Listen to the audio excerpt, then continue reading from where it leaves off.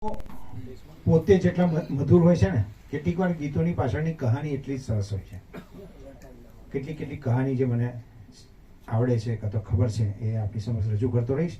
આના પછીનું ગીત જે છે એ પણ એટલું જ સુંદર અને ફિલ્મ ઇન્ડસ્ટ્રીનું શ્રેષ્ઠ ડ્યુએટ કહી શકાય એવું છે.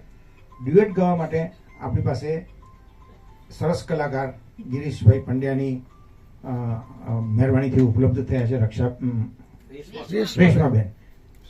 રેશમાબેન એ બંને ગીત રજૂ કરે એમનું સરસ મજાનું. એ પછી કહું છું કયું ગીત છે. પણ ગીત લખવા માટે શાયરનું દિલ છે ને એ ઇશ્ક મિજાજ થોડું હોવું જોઈએ.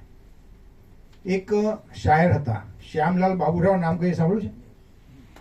ગીતકાર શ્યામલાલ બાબુરાવ અને સી અર્જુન, એ બંને એકવાર, એ સમય એવો હતો કે એ લોકો હજી અમીર નહોતા થયા, બસમાં મુસાફરી કરતા હતા, પ્રોડ્યુસરને મળવા જાય ગયા તે એકવાર બસમાં જતા હતા.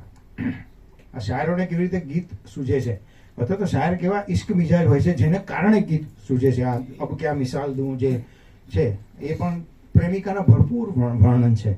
એ વર્ણન દિલમાંથી ત્યારે જ ઉઠે જ્યારે માણસનું દિલ એ પ્રકારનું હોય. શ્યામલાલ બાબુરાવ અને સી અર્જુન બસમાં બેઠા.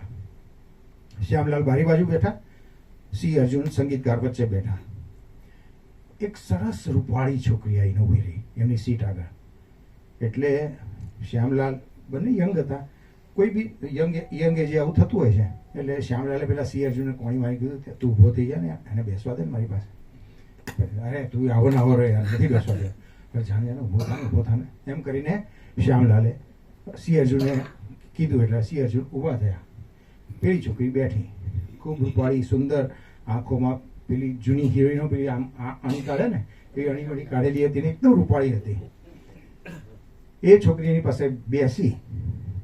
એમાં એમને બીજો કઈ લાભ નથી થયો, પણ એક ગીત મળ્યું ઉતરતા વેત જ. પાસ બેઠો તબિયત બહલ જાએગી, मौत भी आ गई हो तो टल जाएगी.